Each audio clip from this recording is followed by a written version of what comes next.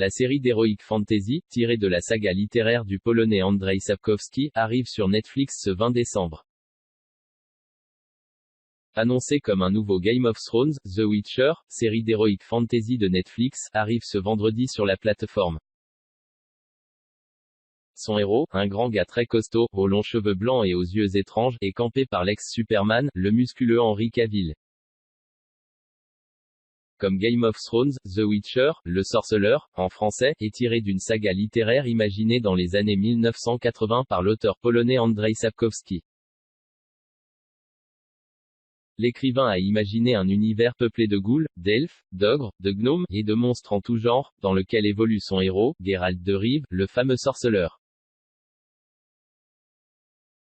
La saga du sorceleur est née en 1986 à 10 ans avant Game of Thrones, dans le magazine polonais Fantastica, à l'occasion d'un concours. L'auteur s'inspire des mythologies slaves, nordiques et antiques et des contes populaires pour mieux les détourner par l'ironie et en y abordant des problématiques contemporaines, selon les éditions Bragelonne qui le publient en France. Mythologie slave, nordique et antique, un peu moins prolifique que le britannique George R. Martin, Andrzej Sapkowski a publié 8 livres, dont 6 romans et 2 recueils de nouvelles consacrés à Geralt de Rive, dans les années 1990. La saga du sorceleur a été traduite en 34 langues et s'est vendue à plus de 15 millions d'exemplaires. Elle a inspiré des bandes dessinées, une précédente série en Pologne et un film au début des années 2000, 3 jeux vidéo, qui ont magnifiquement prolongé l'immersion dans l'univers du Witcher, et un jeu de rôle. Contrairement à son homologue britannique, Andrzej Sapkowski n'est pas associé au scénario de la série de Netflix. Je ne suis impliqué dans aucune adaptation, que ce soit la première ou la dernière, a-t-il ainsi déclaré à un site portugais. Celui qui n'avait jamais imaginé, plus jeune, devenir un écrivain, s'est cependant prêté au jeu de la promotion pour Netflix.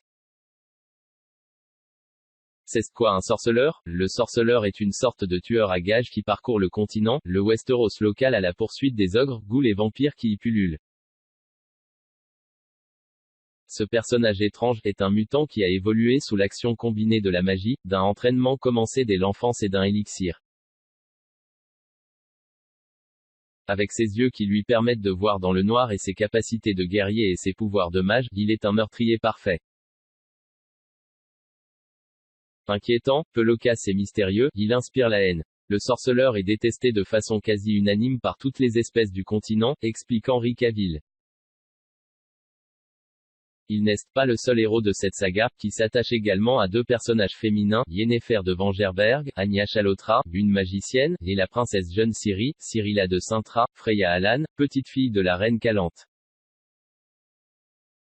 Le destin de ces 3 personnages est bien sûr lié, le nouveau Game of Thrones, vraiment.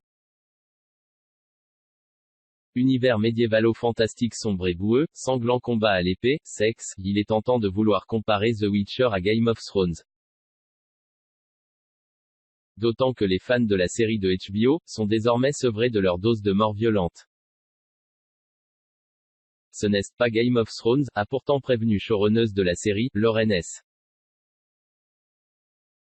Isrich, interrogé dans le magazine espagnol de jeux vidéo Hobby Consola, et qui a dû expliquer à longueur d'interviews en quoi The Witcher est différent de GOT.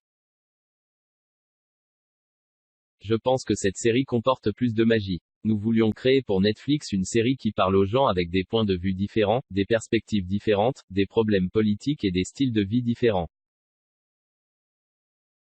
Une série accessible à toutes sortes de publics, a-t-elle encore indiqué. Elle ajoute cependant avec humour, quand on me demandait ce que ce sera le prochain Game of Thrones, je me dis, espérons que la série aura autant de succès. Je rêve que The Witcher se poursuive saison après saison, et ait autant de fans. Ceci étant dit, je pense que la comparaison s'arrête là. A-t-elle ainsi déclaré à Variety, de la magie et de la politique, donc. Et aussi de la violence et du sexe. Là encore, la créatrice de la série se désolidarise de Game of Thrones. Il y a beaucoup de brutalité et un côté sombre, certes. Pour moi on peut en avoir autant qu'on veut, tant que cela reste contrebalancé par de l'amitié, de la romance, du sexe, de la magie et de l'humour. Et puis on peut s'attacher aux personnages principaux, sans craindre de les voir mourir en cours de série. Coucou Ned Stark. En tout cas Netflix mise sur The Witcher, avant même la diffusion de cette première saison de 8 épisodes, la deuxième saison avait déjà été annoncée.